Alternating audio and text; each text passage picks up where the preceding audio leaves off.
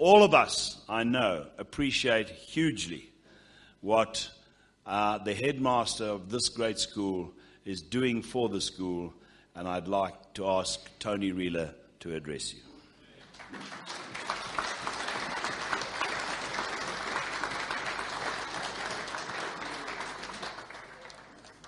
Thanks, Trevor.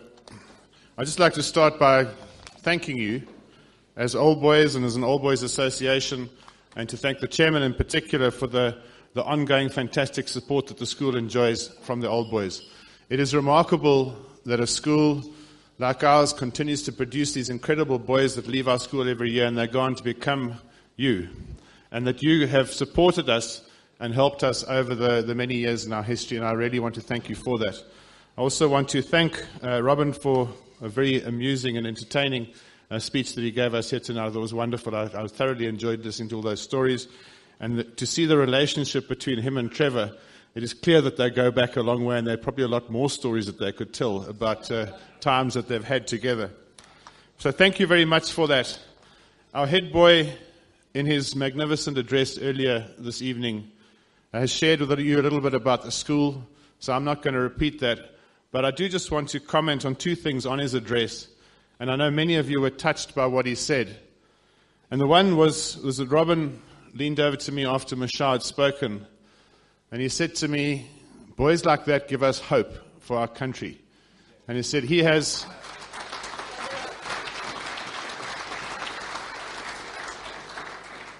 grandchildren, and he's worried about the future of his grandchildren, whether there will be a future for his grandchildren in our beautiful country.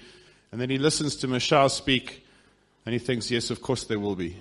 But to me, the defining moment of Mashar's speech was not what happened when he spoke, was the hug that he got from a very proud father afterwards. And so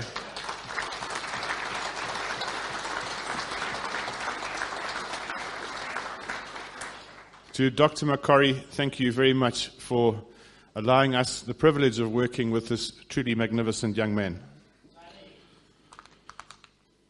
Gentlemen, I just gave you a few thoughts tonight.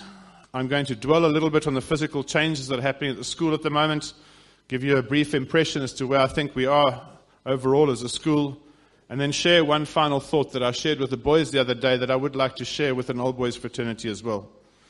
Thanks to the generosity of so many of you who donated to the campaign that Bill Schroeder ran, we have been able to rebuild and to have a new hall. This hall is almost completed, with just under a month to go, and we will have our first indoor assembly since September last year, again on the 24th of July, when we officially open the building for the boys. This is indeed an exciting time in our history. When Bill's campaign ended, there was just over 30 million rand that had been raised, which allowed us to fund the first phase and the start of the second phase. The second phase being the building of the new library and media centre. And I want to pause for a moment, as Thomas did, and that's to give tribute and to give thanks to Bill. He has done an extraordinary job, and it must be immensely satisfying to him to know that his legacy lies not only in the wonderful role that he played as headmaster for 20 years, but also as the chief architect, so to speak, of the development that's taking place, that is the biggest since the school itself was built over 100 years ago. Bill, thank you.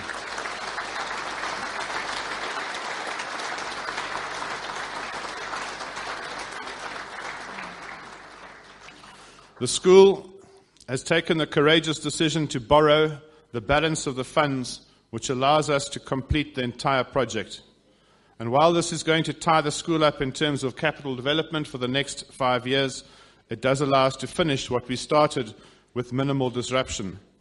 And the Praetorian Trust will continue to collect donations for the school and is busy undergoing a transformation at the moment to look at how we can best use this fundraising space in the future. We're hoping that the efforts of the Trust will bring in approximately 10 million over the next 5 years to ease this pressure on the school. And we're looking to ask people to continue their donations, to leave money to the school in their wills, and also to look at corporate funding opportunities. These are indeed exciting times ahead, with April 2016 is set as the end date for all building. But the new hall, as I said, will be opened on the 24th of July for the boys, and there will be a special Thanksgiving ceremony and service on the 30th of July, Thursday the 30th of July, to which all donors, old boys, and friends of the school will be invited. So I ask you please to look in your inboxes, and there will be some communication from the school and from the Old Boys Association to give you more detail about that function on the 30th of July, where we will give thanks to all those who contributed so much to allow us to have this new hall. But the schools are not about buildings, they're about people, as we know. They're about the staff and the boys and the extended community. And I'm amazed once again at the overall success of the school in the hundreds of activities on offer. This past year, we've excelled in most areas, and the feeling in the school is a very positive one indeed. Our academic program remains very strong, and this year we introduced a further qualification for our boys in terms of an A-level program in both English and mathematics, which sees our top academics writing 3 maths papers, for example, thus obtaining a qualification in general mathematics, advanced program mathematics, and A-level mathematics.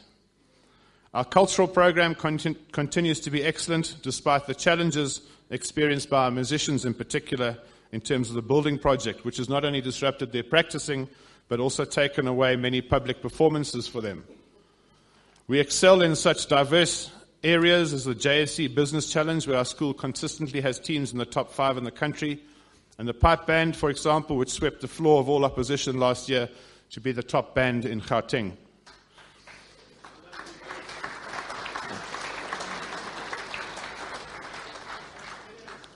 In most of our 14 sports, we are ranked in the top in South Africa. We're the top school in squash in South Africa. We're in the top 3 in tennis. We're in the top 5 in hockey. The top 5 in basketball. In fact, I heard this afternoon that we've just won the Pretoria League at under 16 level and at first team level. We're unbeaten in table tennis, which was mentioned earlier, and we're right up there in cricket. But there are some areas of our sport that need attention, and we took the decision to appoint directors of coaching in our 5 major sports: rugby, cricket, hockey, water polo, and still to come basketball. This decision has paid off greatly in cricket, as we started this over 2 years ago, and we're starting to see the effects of an improved coaching program. Our hockey, rugby, and water polo are still in the first year of a director of coaching, and we need to have patience as a community as we allow these positions to create this new culture of excellence. We're starting to see the effects of this almost immediately, though, throughout our age group teams, but we have yet to see it bear fruit in our first team performances on a consistent basis.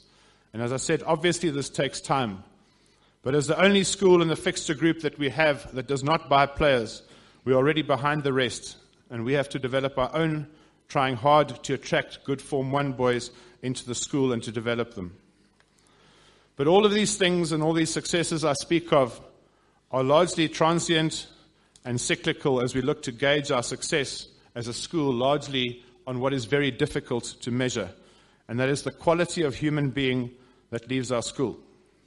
And while this measure is indeed difficult to quantify, we have a strong sense that this is our greatest success. I cannot tell you how many times I get letters and phone calls from the general public who are blown away by our boys, their manners, their respect. Our boys are highly sought after at universities because of their ability to flourish in an environment that encourages independent thinking and study. And the quality of young man that leaves us gives me great hope for the future. And in fact, this is what leads me to my final point here tonight. And this is a point I shared with our school the other day at an assembly. In an address that I gave the school entitled, "Where have all the adults gone?" I asked this question in response to the events of 2 weeks ago, where there was chaos in our world. There were antics in our own parliament, and the exposure of FIFA took place. And I was appalled and exasperated by the example that some adults in our world were setting for our children to emulate. Our boys spend their waking moments watching us, consciously and unconsciously. They absorb like sponges as they learn how to be adults, how to be men. And this learning comes largely from the example set by the adults in their own lives: parents, relatives, teachers, old boys, and visitors. And they look up to us to see how to behave or how not to behave all the time. And then last week, or just over a week ago, we had these events in our country and in our world where some adults were exposed for what they actually are, obsessed with power, money, titles, position, and caring very little about service towards those who actually put them in those positions of authority. And I warned the boys about not copying the behavior of these adults, looking rather to good role models as ones to emulate. And tonight I ask you, as an old boys community, to make sure that you realize the influence that you have on the developing adults in our own world, on our boys, and how you treat others and how you live your lives and how we live our lives is going to be so important as our youngsters watch us and they look to us for an example. However, after being depressed by the activities of so many people in our world in the last week, whenever I am depressed like that, I look to the children in our school. These children, and there are some of them here tonight, these young men are wonderful, wonderful young people. They are not perfect in any means, but they have a sense what is right, what is good, and what is honorable. They have yet to be exposed to the sins of the adult world, and my hope for the future is that these boys will go out and influence the world rather than the world influencing them. Gentlemen, I hope that you've enjoyed your weekend of activities with us. I know some of you were with us today as you watched sport at the school, and I thank you for that. I know many of you will make an effort to come and be with us on the 30th as we open our new hall, and we give thanks to you in particular for helping us with that. But mostly, I give thanks to you for the support that you give me, that you give my staff, that you give our boys, and that you give this wonderful institution of ours, Pretoria Boys High. Thank you.